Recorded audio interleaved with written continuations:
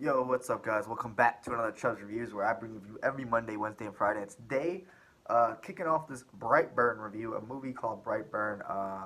I want to start off this review by recommending you a different show or a show in general. The Boys on Amazon Prime. It has a it's just an evil way of looking at superheroes, and it has like an evil Superman in it, and that just is done perfectly. So yeah, it's even worth like getting Amazon Prime for. I usually don't recommend buying a service for just one or two shows, but that show is actually fucking worth it. Anyway, besides the boys, this movie just makes me think of that. Brightburn. Brightburn is essentially about evil kid Superman. I'm not gonna spoil too much of the movie, but I'm gonna give you the setup. It's basically like if everything from the comics that happens to Superman up till he's about like 12 years old happens, and then he eventually goes evil.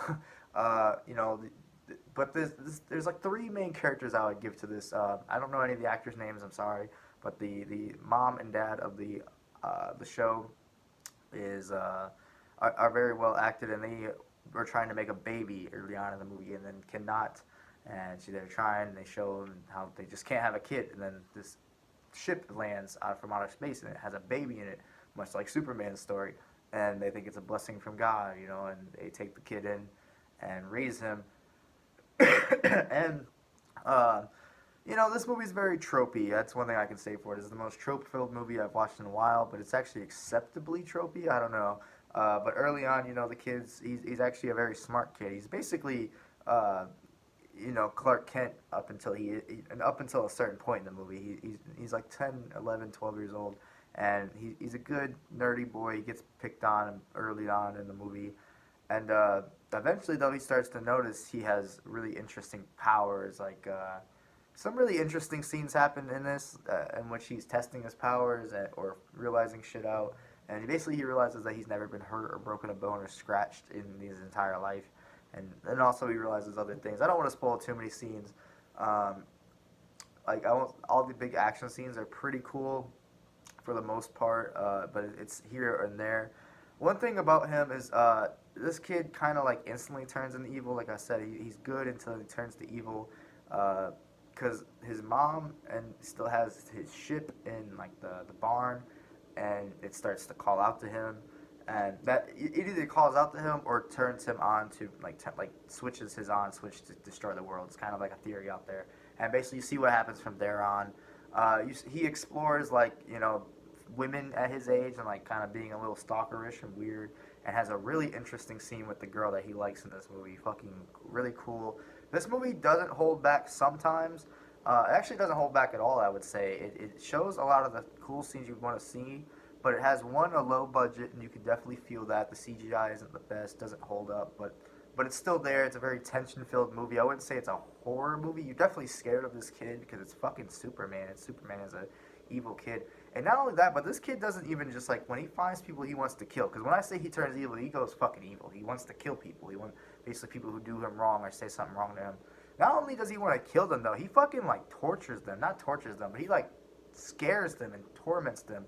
Um, they use his super speed, I feel like, in this a lot. They never show him using his super speed. That's one of the things they actually do really effectively with the low budget. But he's moving so fast that you can't see him, and you know he's moving around the room, and it's just like, holy shit.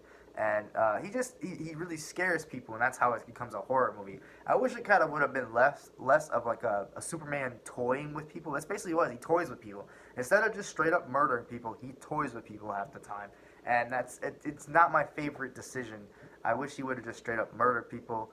But sometimes he does things smartly. Sometimes towards the end, especially the third act, I would say the third act of this movie is where the meat and bones of this is. Because the first and second act is a lot of setup. The mom is in a lot of denial that her son's doing anything bad, and the dad is kind of on his back and forth, but he's kind of like, okay, this kid's on some shit.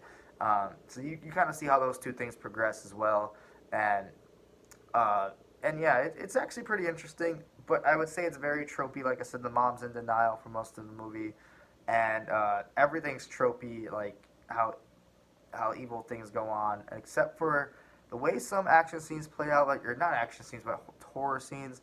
I wish there was more of him just straight up killing people, but you do get that. I don't know why it's not as satisfying. I think my expectations when you hear a Superman evil movie is really high, and you gotta kind of bring them down for this movie. It's not a bad movie, but it's not great. It's a very short movie, and this should have been way more to this movie. It's like an hour and 20 minutes long. It's just not very long, and but the ending is very satisfying. The ending is very cool, and that's like when you're like, oh, that's just dope. I like the ending. I like the third act in general of him just finally just fucking losing it and doing some crazy things. And like I said, there's a lot of gore in this movie. Very gross movie. I'm gonna spoil a little bit of this one scene, but I just thought it was kind of weird and interesting. He's like torturing this, like kind of tormenting. I wouldn't say torturing, but scaring this girl in this diner, and she like looks up and a piece of glass, like the glass breaks, and a piece of glass perfectly lands in her eye. And they like show this whole scene of her pulling it out. It's fucking gross, but it's like he didn't cause that to happen. Like he didn't perfectly put the glass in her eye. Like it was just kind of weird. I want to see what the fuck he's causing to happen, not like some luck thing to happen. I get that he might have broke the glass, but he didn't. It's just, I don't know. That was just really silly. Like I said, I wish he toyed with people less and just straight up fucking murdered them. But he does do that sometimes, and those things are satisfying and cool. Like I said, the kid who plays the young evil Superman is very good. He has that very good like crazy kind of stare off, and like he's one of those kids who kill animals type shit. But they did not really divulge into his motivations that well. They didn't really explain him switching kind of the way he was that well. And like I said, it's very tropey early on. You're just kind of watching for that third act that is pretty satisfying and pretty good, but it also still leaves you wanting a lot more. So overall, my final verdict for Brightburn is a kind of disappointing, but overall above average 6 out of 10. It's just a 6 out of 10 movie for me. It's a solid 6 out of 10, a low kind of 6 out of 10 actually. But it was good nonetheless. If it's on some platform, I think I watched this on Amazon Prime as well. But if you can watch it, watch it. I would only watch it once. I don't think I would again. Might be some cool theory videos on YouTube, and now I'm just rambling, so sorry about that. Anyway, guys, thank you so much for watching. Like, comment, subscribe. Let me know what you think of Brightburn down below. Peace out.